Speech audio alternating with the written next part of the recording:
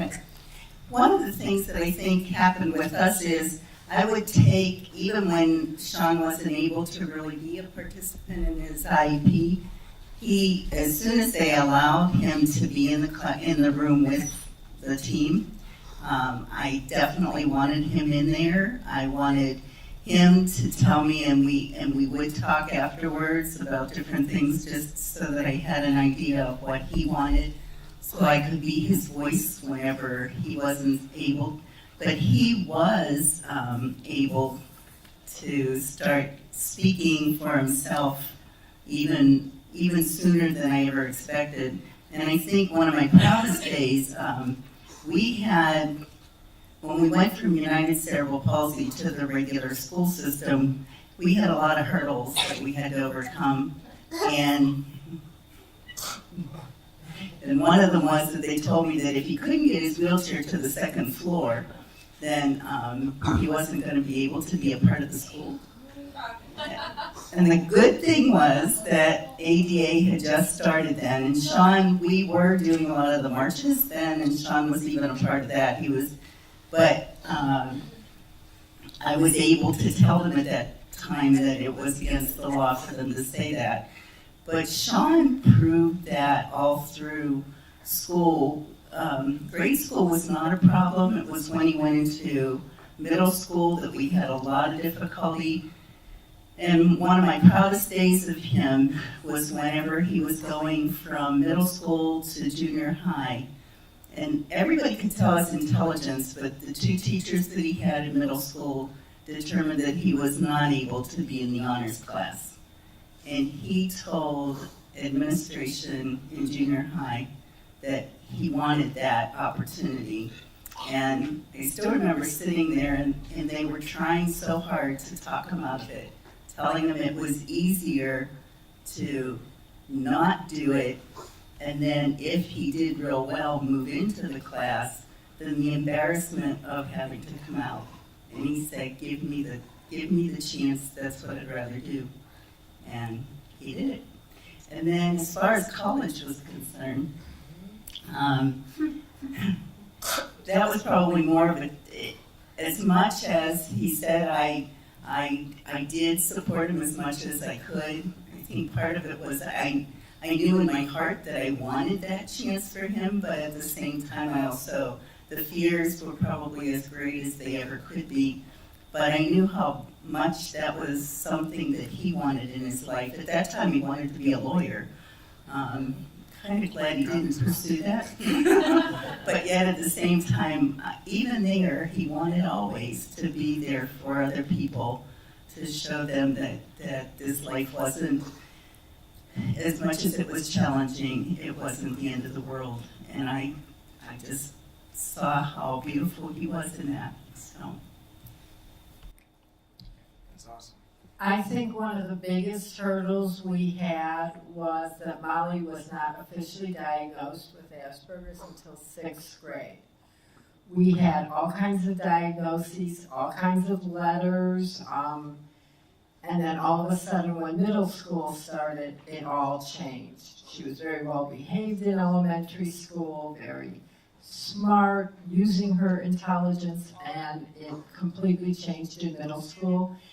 And the school system we're in was not particularly helpful in giving us the services that we knew we needed for her. So we kept pushing, we kept advocating, and finally we made the decision to transport her to a different high school for the first 2 years. It was one that was specifically for ADHD and Asperger's students, but they weren't particularly helpful in that. So we figured a way to get past that hurdle ourselves. And the other kind of just hurdle was just deciding what's really important. What hill am I want to die on today?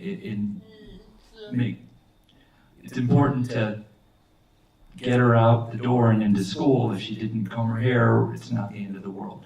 And just really finding the right balance. And the other big challenge is that Molly is very, very articulate. And she presents as somebody who's, and she is, not only presents, she is very bright. And to try and so that the school looked at it and said, oh, look at it, look at her test score, she's doing great. It's like, well, no, she's not.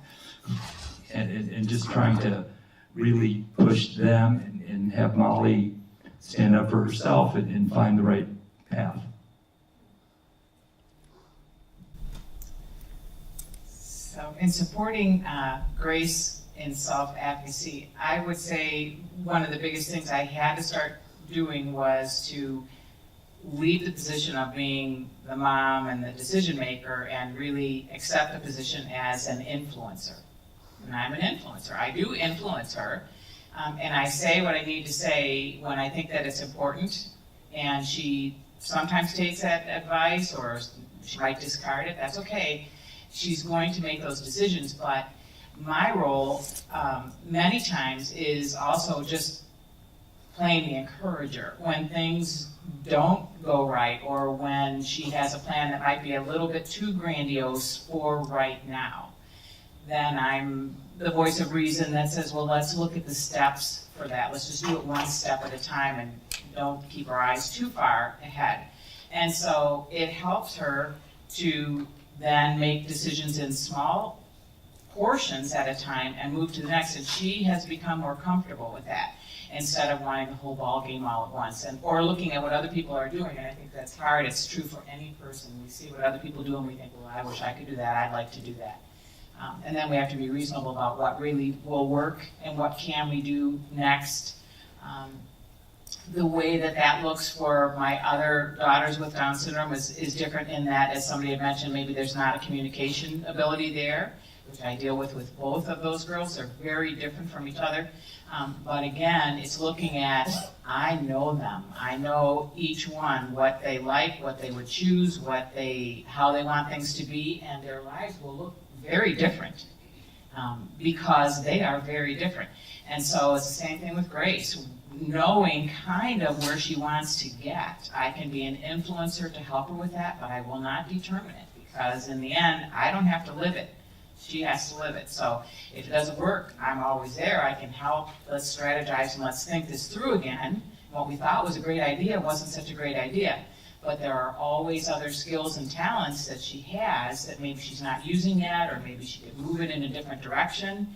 There's always a niche. There's a niche. Every person up here, I'm amazed. I'm thinking when I was this age, I wouldn't even have thought some of the thoughts that they're thinking.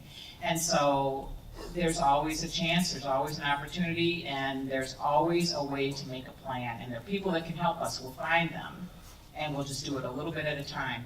And so far, it's working. We're just doing it slow.